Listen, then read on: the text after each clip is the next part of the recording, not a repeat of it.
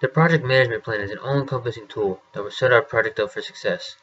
Within this plan, you will find detailed information about our scope, stakeholders, communications, requirements, cost, change control, procurement, and quality, all needed criteria to establish your project's baseline and success. TV personality and lawyer Larry Elder once said, "A goal without a plan is just a wish." Our project scope was developed from the need to address our countryside surgery center's increasing census. This demand for an additional 100 patients daily set the stage for this project. Goals were developed, and with our comprehensive plan, we can reach these objectives. Managing scope equals success. Our scope is thoroughly detailed in our scope management plan with 3 tiers of deliverables. You can find the scope definition, WBS, and WBS dictionary, among other elements to assist you in your understanding of the project's full scope.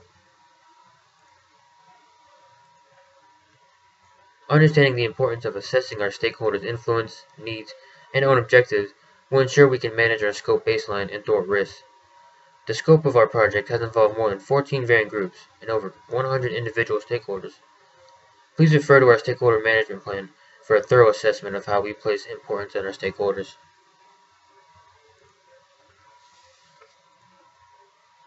Project management requires thorough communication among all stakeholders regularly.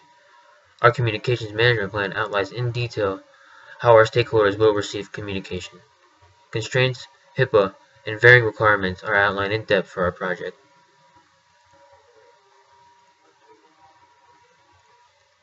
The purpose of the change management plan is to request changes to the change control board for approval.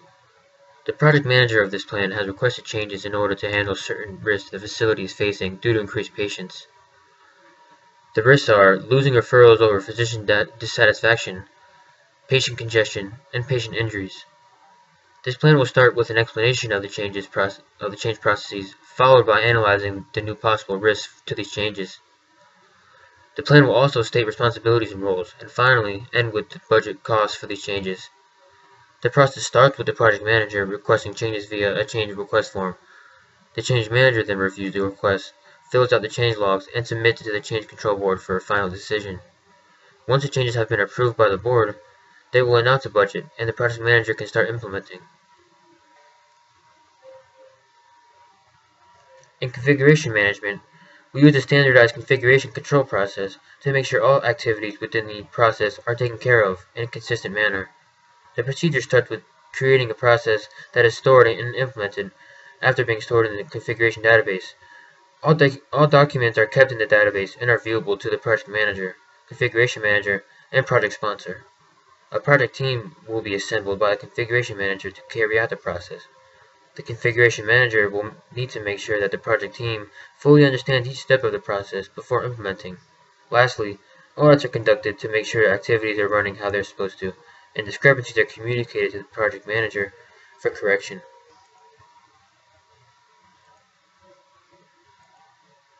The cost management plan defines the policies, procedures, and documentation of how the project's $1 million budget and $200,000 contingency fund will be monitored and controlled.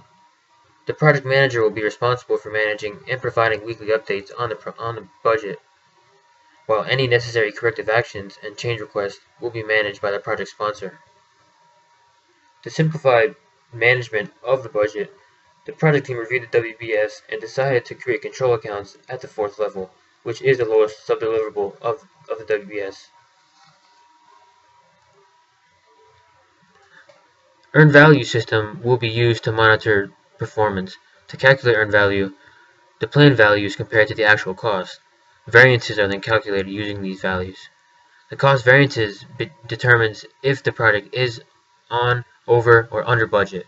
The schedule variance determines if the project is on, ahead, or behind schedule. If either variance is equal to or less than -6, corrective action is required to bring the project back on schedule or within budget. Corrective action is then required within 5 business days.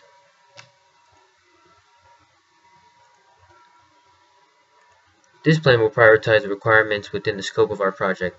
Through collecting requirements, prioritizing, reporting, documenting, and assessing feedback, this plan will assist in managing the tasks within our project scope. Baycare's Countryside Outpatient Surgery Center is tasked with the responsibilities of providing our customers with quality and efficient care. As part of this responsibility, we must procure quality medications and supplies used to treat our patients while also ensuring that we have the proper number of staff members available. As part of this process, to ensure we obtain quality products and supplies, we have multiple suppliers and vendors submit proposals to our facility. Then, we select the best bids based on quality, timeline, and pricing. Once the vendor is selected, we enter into either an agreement contract which outlines the scope, price, and all agreed upon terms, or basic ordering agreement which allows the medication of supplies to be shipped automatically as agreed upon in the contract. In order to acquire additional staffing due to callouts, vacations, and more, we have entered into a fixed price contract in which the staffing agency will send additional help needed at a fixed and agreed upon price.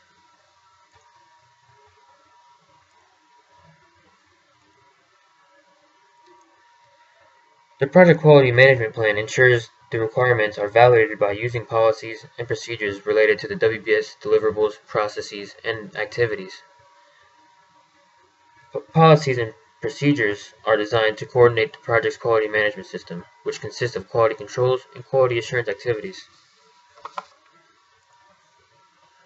In quality control, we identified quality standards to measure process quality, assign activities to monitor the quality, and set the frequency for such activities. Accuracy and precision were also used as standard criteria, where accuracy represents correctness and precision measures completeness. Quality assurance is about auditing and reviewing the quality requirements and control measurement results to verify that project processes are being used effectively to produce the quality deliverables identified in the WBS. Audits were the main form of assurance activity, and process compliance represented our stakeholders' main expectation. Continuous process improvement is supported by quality management through the established policies and procedures. With a process improvement plan, an organization can analyze process management to identify activities that enhance their value. Lean Six Sigma is a quality management initiative focusing on continuous improvement. In particular, the initiative identifies wasteful behavior and eliminates it from the process, with waste areas including, but not limited to, overprocessing and overproduction. This map represents the discharge process before initiating Lean Six Sigma. Information dependencies created in the earlier phases combined with structured communication results in a suboptimal discharge process. Incorporating a third-party source for coordinating assessment information and patient records, as well as communicating essential information in the care phase, establishes a more efficient discharge process. Coupling was used as a process matrix, and it measures overlap of common data elements between deliverables and subdeliverables. Scheduling and resources are common data elements found in coupling. Cohesion is the other process metric used, and it measures consistency of the parts that make up deliverables and subdeliverables. Using both metrics together provides a ratio to score deliverables, where a high coupling to low cohesion ratio signifies poor design, and low coupling to high cohesion ratio signifies high quality performance. Improved performance targets are set to meet such metrics criteria.